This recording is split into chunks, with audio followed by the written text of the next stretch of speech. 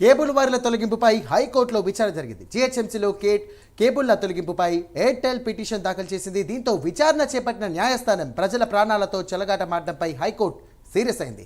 Cake కోయాల్సిన బాలుడు తలకొరివి పెట్టించుకోవడం కలిసివేసిందని justice Nagesh తెలియజేశారు. రామంతపూర్లో 5 మృతిని judge ప్రస్తావించారు. ఎవరికి వాళ్ళు చేతులు దులుపుకుంటే ఎలా అని హైకోర్టు ప్రశ్నించింది. ప్రజల ప్రాణాలకు బాధ్యులెవరు అన్న హైకోర్టు రూల్స్ పాటించని అన్ని కేబుల్స్ తొలగించాలని ఆదేశించింది.